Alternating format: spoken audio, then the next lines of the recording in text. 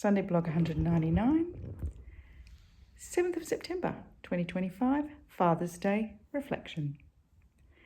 I've been on the road since Friday, 23rd of August. I've flown across the world, driven hundreds of kilometres in Ireland, both in the Republic and Northern Ireland, travelled to Italy for 5 days, and now am in France. 2 Sundays have gone by without a Sunday blog.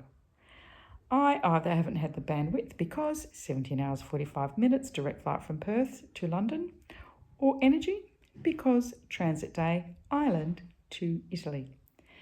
And I've been marinating a blog on Ireland which needed time to simmer.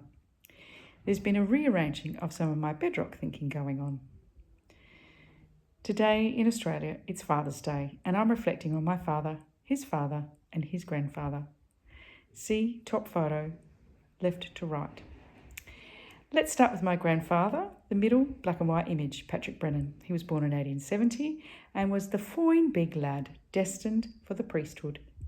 He left his home in Corballa, see bottom left, selfie of me showing the humble home where he was born in the background, to study to be a priest at Maynooth, bottom right, beautiful ivy-coloured college, me and my American cousin on our Ireland adventure.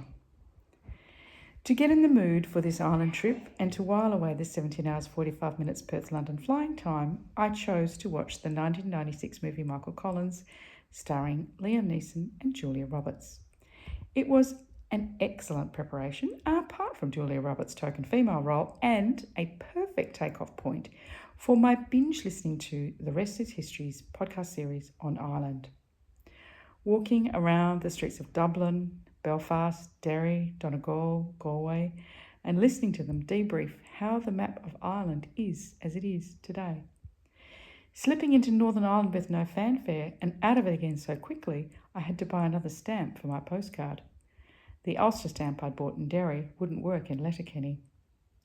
But back to family history and the line of my father. Spoiler alert. My grandfather didn't become a priest in Ireland. Family legend has it that a priest preached against Charles Stewart Parnell, a politician who had advocated strongly for Ireland to have home rule, i.e. Irish self-government. Parnell had had a long-term affair which became public around 1890, perhaps to stem his huge popularity across Ireland. His advocacy for home rule was working, and the revelation of his long-term affair seems to me to have been a cynical move by UK politicians to provoke conservative Catholic opposition to Parnell. In other words, have the priests do their work for them.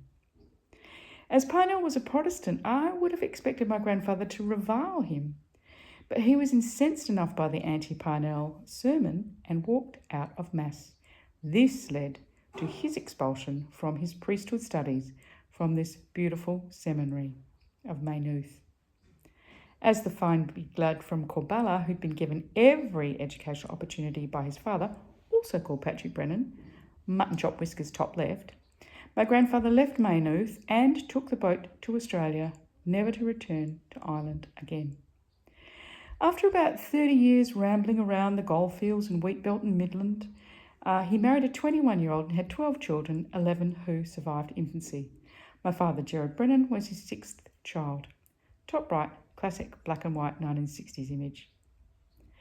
As I made my way through the Rest is History podcast, there were other discoveries that highlighted to me the endless complexity and nuance of colonisation in Ireland. When exactly was the boot of Ireland really pressed against the neck of the Irish, and who exactly felt it?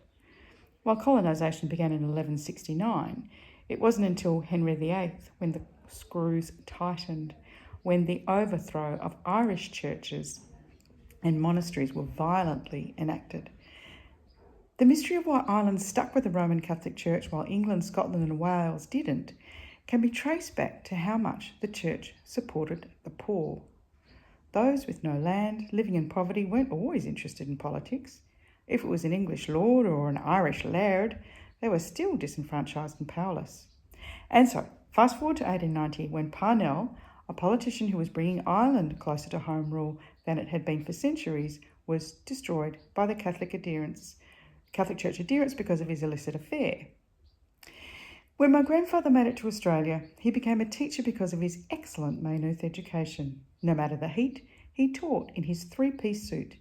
And my father, who was one of his pupils, commented that he wasn't a teacher to sit and exercise and sit at the front of the class lounging or mopping his brow. He taught actively, full tilt, all day long, in the heat, in his waistcoat and jacket. It was true that he also began each school year by saying in his thick Irish brogue, "Stand up, the Protestants." The weedy children from Goldfields, Wheatbelt and southwest towns had no idea what a Protestant actually was. My father and his many brothers, who usually made up half of his father's small classroom, would helpfully elbow their classmates and assure them they were Protestants. Uncertainly, the students would stand, only to be marked out for denigration and abuse for the rest of the school year. So it confounds me to this day that my grandfather threw away his education and opportunity all for Parnell, a Protestant. And this is the complexity I was chewing over while in Ireland. But also, he may have realised that the priesthood was not for him.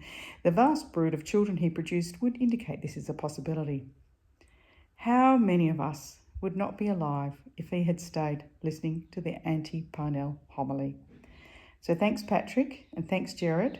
Modified thanks to mutton chop great-grandfather Patrick, who sounded like quite a pill, for grandfathering and fathering my siblings and vast amounts of cousins. Happy Heavenly Father's Day.